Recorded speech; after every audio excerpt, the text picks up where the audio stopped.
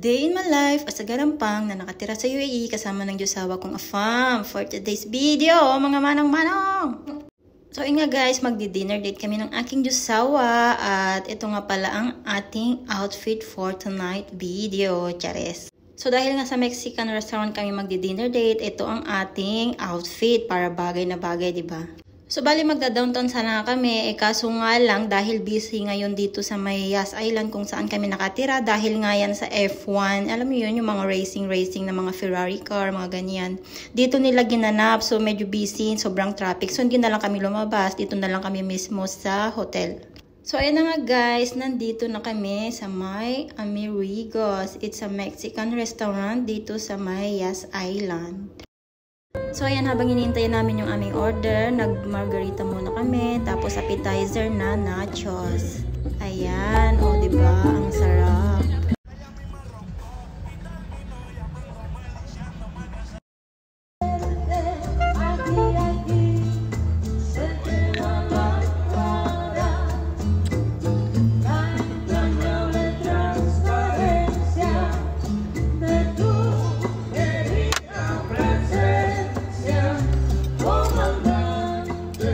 So ayan na guys, sa wakas dumating na yung aming in-order na beef steak which is medium rare. Kasi parehas naming favorite ang steak guys, kasi napaka-healthy, protein siya. So ayan nga, dahil bibihira lang naman kaming lumabas sa mga mamahaling restaurant, kaya pinili ni josawa ang Amerigos, gawa nga anong favorite ko yung steak. Kasi nga, ang sarap niya guys, lalo na pag medium rare, lasang-lasa mo, napaka-juicy talaga. Medyo nagulat nga kami sa mga presyo guys dahil nag-triple ang mga presyo gawa nga nung F1 na yan, Diyos ko. Pero sabi ni josawa okay lang kasi birthday ko naman daw, sabi niya. O diba, napaka-sweet talaga, ganun talaga pag mahal, mahal din ang babayaran, charot. So anyway, thank you nga pala sa aking josawa na napaka-sweet, caring, and loving. I really can't ask for more na talaga.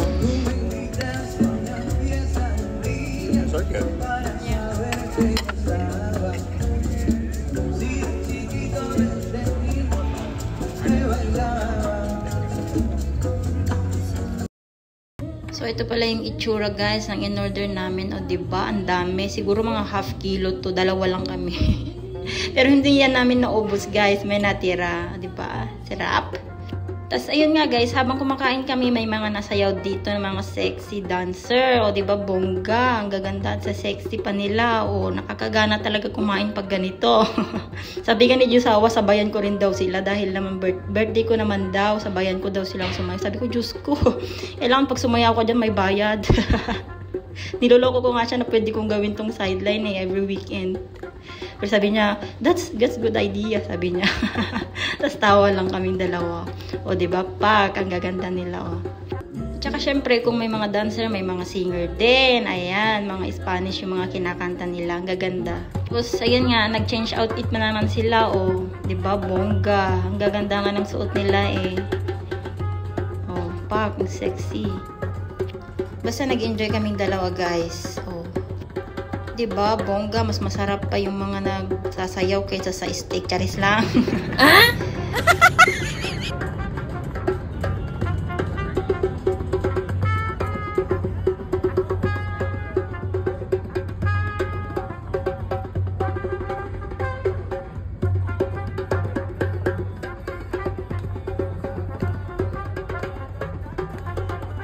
Tapos ayun nga guys, after namin kumain doon, dumiretso na kami dito sa may Yas Plaza, dito sa may pinaka-sentro. Gawa nga nung may mga concert dito dahil sa F1. Kaya tingnan nyo, pansin nyo, sobrang busy dito ngayon. Tapos ayan, dumiretso na kami dito guys para i-continue yung aming date. So ayun lang muna ang ating video for today guys. Thank you for watching and see you on our next one. So if you like the video, please don't forget to follow us. Bye bye guys. Love you.